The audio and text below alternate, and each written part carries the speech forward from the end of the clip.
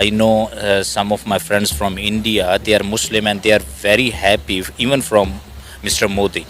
So, because as you know, that is a secular country, secularism is the Hindustan जिंदाबाद, हिंदुस्तान जिंदाबाद। भारत का मुसलमान दुनिया में सबसे खुश हिंदुस्तान में ही है और जो मोदी जी का 130 करोड़ लोगों में विश्वास है, वही विश्वास जिंदा है, हर व्यक्ति के लिए है, इसमें हिंदू मुसलमान कुछ नहीं है। पीएम मोदी से मुलाकात हो पाई? हाँ, और उन्होंने हमें नमस्ते कहा और मुझे ऐसा लगा कि एकदम अनरियल एक्सपीरियंस था। हर बार उनको सिर्फ टीवी पे देखा है, कभी सच में नहीं देखा। आज ऐसा लगा कि सपना एक सच हो गया है। इसके मुकाबले में इंडिया देख लें आप, इंडिया की जो भी होती है ना, वहाँ पे हुकूमत है, गवर्नमेंट है, वो पूरी दुनिया के फाल लेकर चलते हैं। शायद वो रशिया का मामला हो, अमेरिका का मामला हो, देख लें। अभी वहाँ इंडिया में पाकिस्तान से ज्यादा अक़लियतों को राइट दिए जाते हैं। आप किसी भी यहाँ पर हिंदू कम्युनिटी के पास चले जाएं, उनका कोई भी त्यौहार आता है, उन्हें सिक्योरिटी के अंदर सेलिब्रेट करना पड़ता है। तो फिर ये कैसी आज़ादी हुई जिसके लिए हमें इतनी ज़्यादा सिक्योरिटी चाहिए होती है।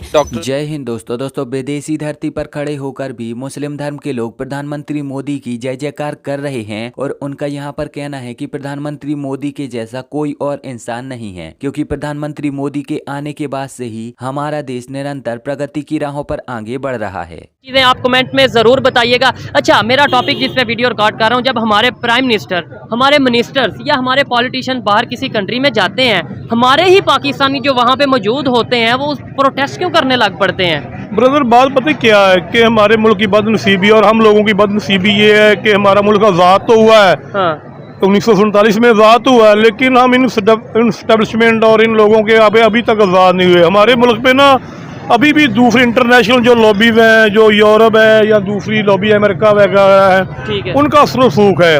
और ये जितने भी सियासतदान इधर आते हैं ना, ये उनकी पैदावार होते हैं। लिहाजा ये उनकी पैदावार होने की वजह से ना ये यहाँ पे हमारे लोगों को सहूलतें नहीं दे सकते। आपने बात की कि 1947 में हम आज़ाद हो गए या हम अलहदा हो गए इंडिया से, क्योंकि आज़ादी हमने इकट्ठे ली, ठीक है, लेकिन आज तक हम वहाँ से ही पैदा होके आ रहे हैं, हमारे पॉलिटिशियंस उनके ऑर्डर पे चल रहे हैं। क्या जो 1947 में इंडिया हमारे साथ आज़ाद हुआ था, क्या वहाँ पे भी ऐसे ही सिस्टम है? नहीं ब्रदर, बात पता क्या है, हम आज़ाद तो हुए हैं, उस टाइम हम ना डायरेक्ट अंग्रेज के गुलाम थे।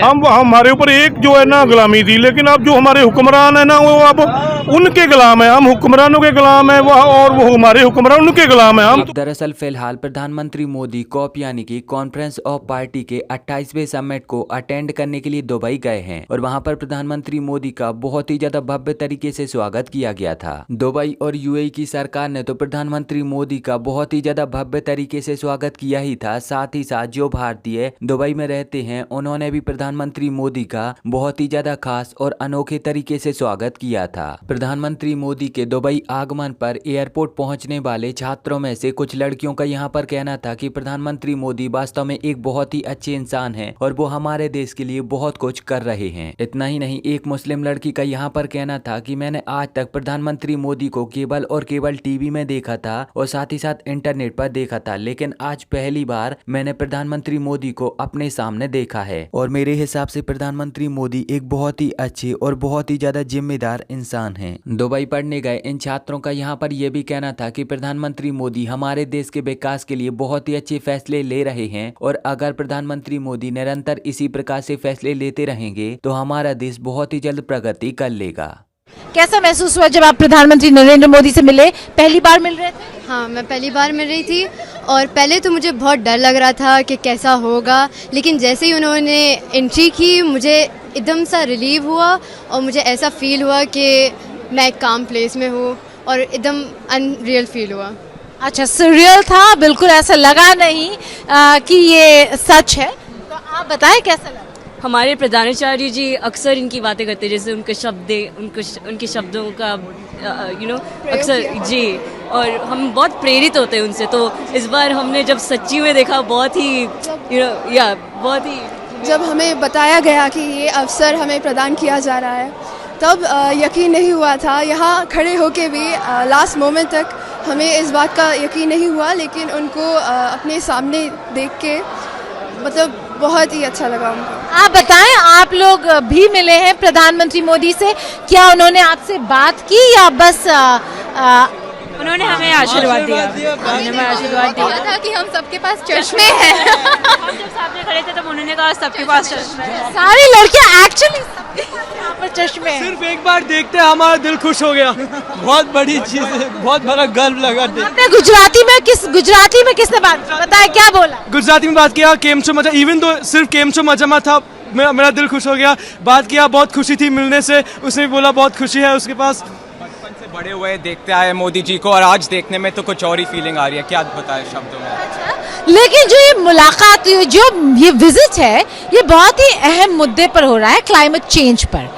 आप लोग फ्यूचर हो, आप बताएं आप लोगों की क्या एक्सपेक्टेशंस है इस दुनिया से, हमारे जनरेशन से, कि हमें क्या करना चाहिए आप लोगों को? हम सारे यहाँ पे अभी दुबई में हैं, लेकिन जब तक हम यहाँ पे रहेंगे हम भारत को रिप्रेजेंट कर सकते हैं। हम जब भारत जाएंगे तभी तो सही होएगा भारत। और बताएं। आई थिंक पहले तो क्लाइमेट चेंज पर इनफ अवेयरनेस हो गई है। I think it's now time that people take action. Already in the Paris summit, they said 1.5 degrees Celsius temperature was the goal.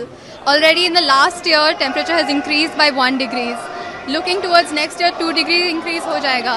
So clearly, we're not sticking to the goals. We have to work towards coming with viable alternatives to energy sources.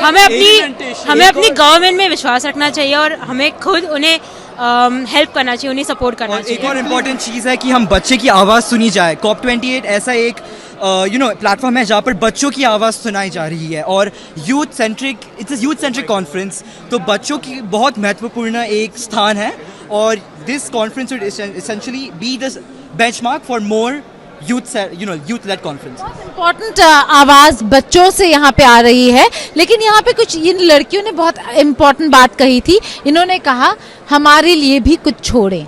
ये जो हमारा generation है जिस तरीके से resources को use कर रहा है और इस जनरेशन के लिए कुछ छोड़ नहीं रहा, बताइए क्या कहना चाहिए? हमने वादा किया है कि हम देश को आगे बढ़ाएंगे और इस वादे पे हम अमल करेंगे। हमारा बस ये रिक्वेस्ट है कि अपने बड़ों से ये रिक्वेस्ट है कि वो जो भी आज कर रहे हैं ये बात ध्यान में रख के करें कि ये दुनिया जो आज इनकी है कल हमारी है। तो हम राज करेंगे, लेकिन राज करने के लिए ज़रा कुछ छोड़ दीजिए। Exactly. Awareness spread, yes. I truly believe that we'll be the generation to fix climate change. So this is the generation that will fix climate change. But for now, is there anything that you want to say before I close? हम बस यही कहना चाहेंगे कि प्रगति करना अच्छी बात है, लेकिन उसके साथ साथ हमको सस्टेनेबिलिटी मेजर्स भी ध्यान रखना चाहिए ताकि प्रगति के साथ साथ हमारा इकोसिस्टम भी सही रहे और हमारी आने वाली पीढ़ियां भी इस दुनिया का फ़ायदा उठा सकें। पॉजिटिव नोट में यहीं पे हम इस